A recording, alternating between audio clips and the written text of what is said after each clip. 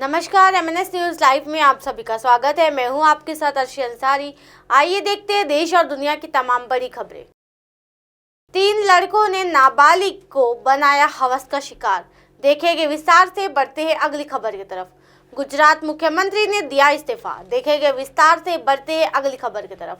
गुजरात में कभी नहीं देखी ऐसी एंटी इनकम्बेंसी। आइए देखते हैं खबरें विस्तार से। 3 लड़कों ने नाबालिग को बनाया हवस का शिकार। जी हाँ, फिर भाई से बोला, सुना है तेरी बहन का रेप हुआ है। बिहार के गया जिले से एक बार फिर शर्मनाक घटना सामने आई है। जी हाँ, जहां पर 3 लड़कों ने मिलकर एक 13 साल की नाबालिग लड़की के साथ गैंगरेप की घटना को अंजाम दिया है। इतना ही नहीं बल्कि पीड़िता ने जब विरोध किया तो उसका हाथ टूट गया। वही गैंगरेप की घटना के 7 दिन बाद इस बात का खुलासा हुआ है। जी हाँ, जानिए क्या है पूरा मामला। जानकारी के मुताबिक घटना गया के आमास थाना क्षेत्र का है। मामला 30 नवंबर की शाम का है। घटना के संबंध में बताया जा रहा है कि घटना के दिन पीड़िता दूध लेने के लिए बाहर गई हुई थी। जी हाँ, इसी बीच बाइक सवार 3 युवकों ने जबरन युवक लड़की को उठा लिया था और उसे पास ही के खड़े कंटेनर ट्रक में ले जाकर बारी बारी से रेप की घटना को अंजाम दिया था। जी हाँ, साथ ही लड़कों ने लड़की को धमकाया कि अगर किसी को कुछ बताओगी तो तुम्हारे घर वालों का मर्डर कर दिया जाएगा। पीड़िता इस बात को अपने परिजनों से छिपाई हुई थी। इस बात का खुलासा तब हुआ जब वो भी पीड़िता के भाई के दोस्तों ने गांव में हो रही चर्चा के बारे में बताया। पीड़िता के भाई को पता चला कि गांव के लड़कों के बीच बात हो रही है कि उसकी बहन के साथ 3 लड़कों ने गैंगरेप किया। जी हाँ, घटना के 7 दिन बाद हुआ मामले का खुलासा। वहीं इसके बाद पीड़िता के परिजनों ने महिला थाने में शिकायत दर्ज की है। महिला थाने के पुलिस मामले की जांच कर रही है। पुलिस ने उस कंटेनर को जब्त कर लिया है। पुलिस लगातार आरोपियों की तलाश के लिए छापेमारी कर रही है। महिला थाना प्रभारी तनुजा कुमारी ने कहा कि पीड़िता की पिता ने कहा कि घटना की सूचना पहले लड़की के भाई को हुई। उसने जब हमें जानकारी दी तो उससे पूछताछ की गई और फिर पूरी वारदात के बारे में बताया।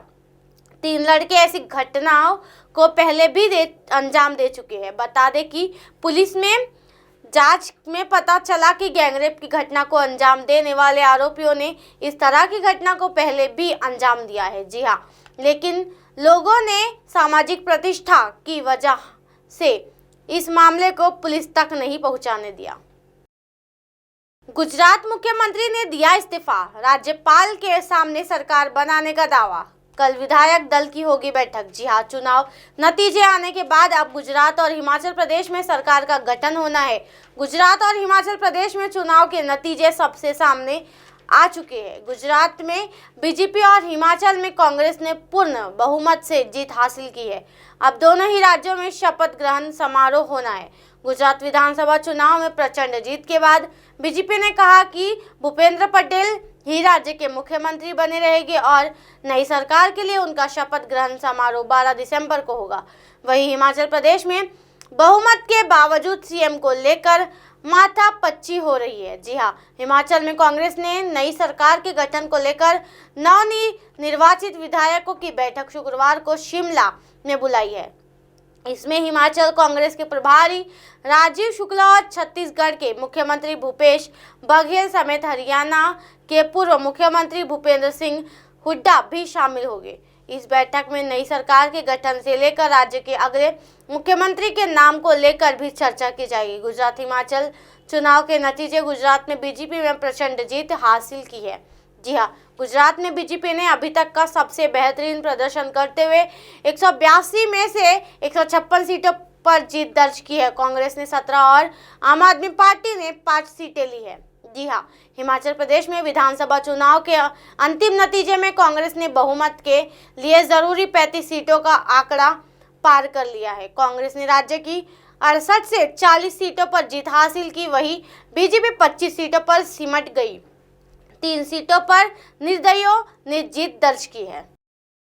गुजरात में कभी नहीं देखी ऐसी एंटी इनकम्बेंसी। जी हाँ, अशोक गहलोत ने क्यों कहा नहीं मानी जाएगी बीजेपी की जीत। गुजरात विधानसभा चुनाव में मिली करारी हार के बावजूद राजस्थान के मुख्यमंत्री अशोक गहलोत ने कहा कि इस बार जितनी गुजरात में एंटी इनकम्बेंसी कभी नहीं देखी थी। गुजरात में भारतीय जनता पार्टी ने इतिहास की सबसे बड़ी जीत दर्ज करते हुए 156 सीटों पर अपना कब्जा जमाया है। इसके बावजूद गहलोत का कहना है कि चुनाव भले ही बीजेपी जीत गई हो, लेकिन जितनी एंटी इनकम्बेंसी इस बार थी, गुजरात में इतनी एंटी इनकम्बेंसी मैंने कभी नहीं देखी थी। जी हाँ, लोगों को ये बात समझ में नहीं आ रही है। गुजरात चुनाव में मिली हार के बाद अशोक गहलोत ने पीएम मोदी और गृह मंत्री अमित शाह पर भी निशाना साधा। गुजरात में इतनी एंटी इनकम्बेंसी कभी नहीं देखी गई। गहलोत एक कार्यक्रम के दौरान संवाददाताओं को संबोधित कर रहे राजस्थान के मुख्यमंत्री अशोक गहलोत ये करते हुए सुनाई दे रहे हैं कि जिस तरह की एंटी इनकम्बेंसी इस बार गुजरात में थी, उतनी कभी नहीं देखी गई है। जी हाँ, गुजरात विधानसभा चुनाव के लिए कांग्रेस राज्य प्रभारी बनाए गए अशोक गहलोत ने ये बयान गुजरात में कांग्रेस को मिली बड़ी हार के बाद दिया है। गहलोत ने कहा, गुजरात में नहीं मानी जाएगी बीजेपी की जीत। अपने संबोधन के दौरान गहलोत ने देश के प्रधानमंत्री मोदी को टारगेट पर लिया है और कहा है कि गुजरात में बीजेपी की जीत नहीं मानी जाएगी। आगे बढ़ते हुए गहलोत ने यह भी कहा कि यूपी चुनाव के बाद ज्यादातर समय पीएम मोदी ने पूरे देश का शासन छोड़कर गुजरात में बैठे रहे अमित शाह को भी लिया निशाने पर। अशोक गहलोत ने पीएम मोदी के साथ देश के गृह मंत्री अमित शाह को भी आड़े हाथों लिया। जी हाँ, गहलोत ने कहा कि पीएम मोदी के साथ गृह मंत्री भी यूपी चुनाव जीतने के बाद लगातार गुजरात में रहे, जिसे देखकर लग रहा था कि इस बार स्थिति अलग हो सकती है। गुरुवार को आए चुनावी परिणामों में गुजरात में भारतीय जनता पार्टी ने 156 सीटों पर जीत दर्ज की थी। कांग्रेस को 17 सीटों से ही संतोष करना पड़ा। जी हाँ, आम आदमी पार्टी ने 5 सीट जीत कर तीसरे नंबर पर ही रही। 3 निर्दलीय प्रत्याशियों के साथ अखिलेश के नेतृत्व वाली समाजवादी पार्टी ने भी 1 सीट जीतकर गुजरात में अपना खाता खोला। अब आप हमारे चैनल को आपके मोबाइल पर भी देख सकते हैं। मोबाइल ऐप पर देखने के लिए प्ले स्टोर से MNS news TV apps download करें। इंस्टा, लिंक, ट्विटर, हाइकुक, फेसबुक और कई सोशल मीडिया के प्लेटफॉर्म पर हमारा चैनल उपलब्ध है। आप इसे यूट्यूब पर भी देख सकते हैं। आप हमारे चैनल को लाइव भी देख सकते हो www.mnsnews.com पर। फिलहाल वक्त हो चला है दर्शकों ब्रेक का। ब्रेक से लौटने के बाद देखिएगा ऐसे कुछ खास दिल को दहला देने वाली खबरें। नमस्कार।